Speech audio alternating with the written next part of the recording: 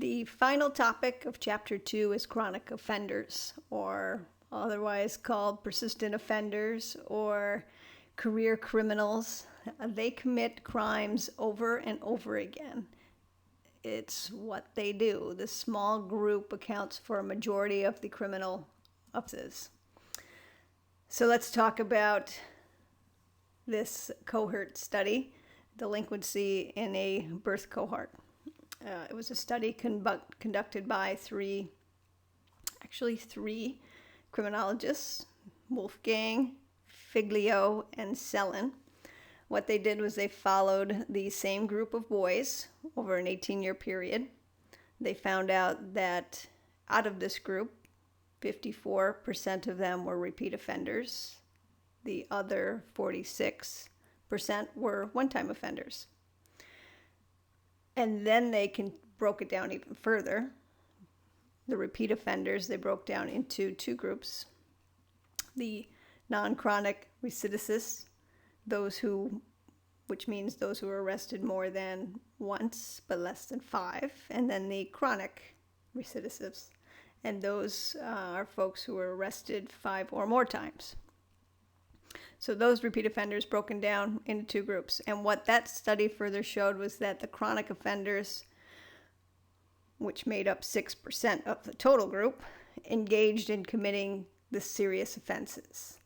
And that the juvenile court system and the idea of being punished or the punishment itself did not deter their behavior at all. They did a second study.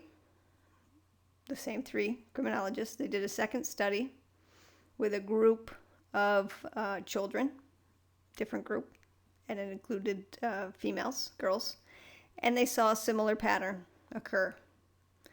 They did note, however, that looking at the gender differences, the girls made up 1% of the chronic offenders.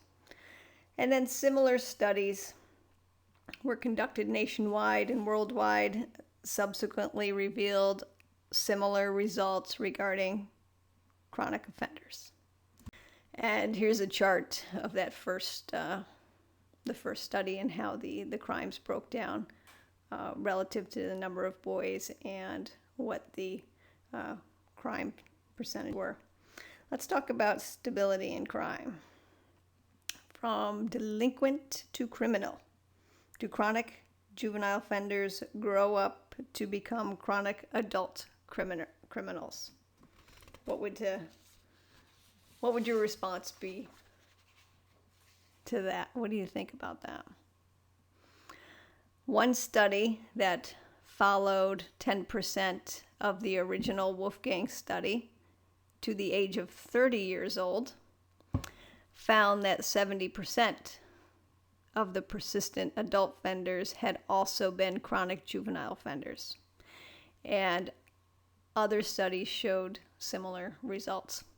So overall, chronic juvenile offenders continue their law-violating careers as adults.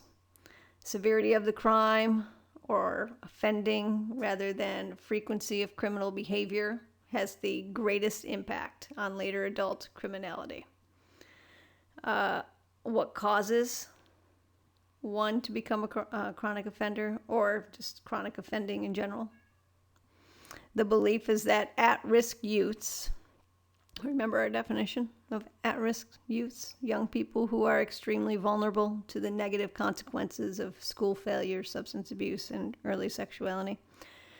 The belief is that at-risk youths who begin committing crimes early tend to be chronic offenders. They call that early onset. And what causes these things? There's the list on my screen. There's a chart in the book, page 52.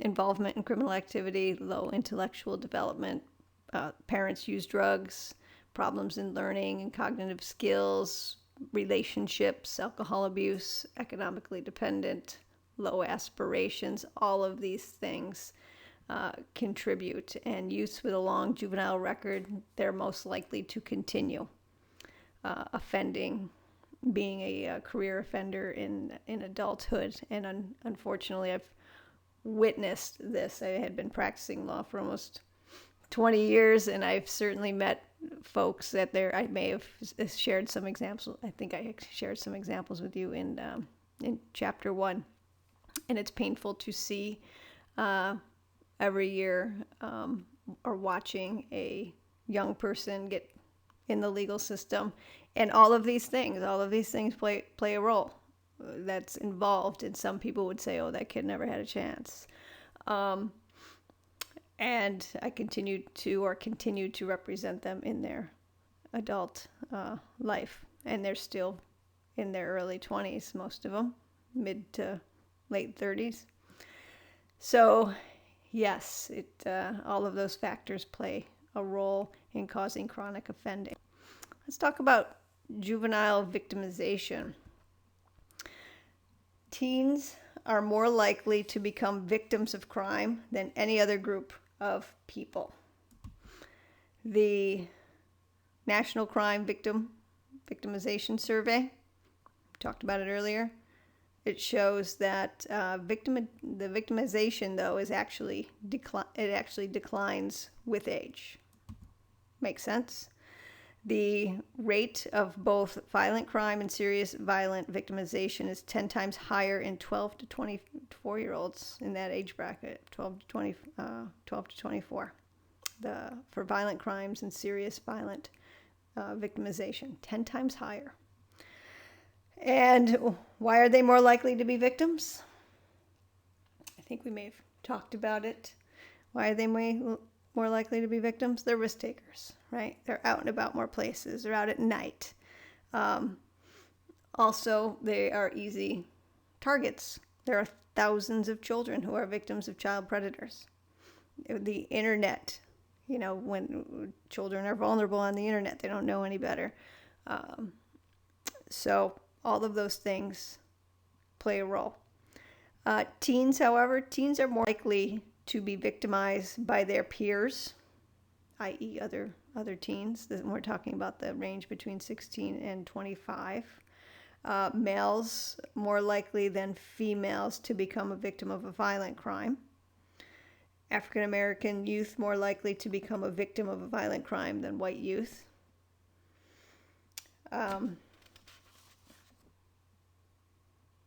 I think I already mentioned early on when we were talking about the ecological factors, but victimization as well occurs, most likely will occur during the day.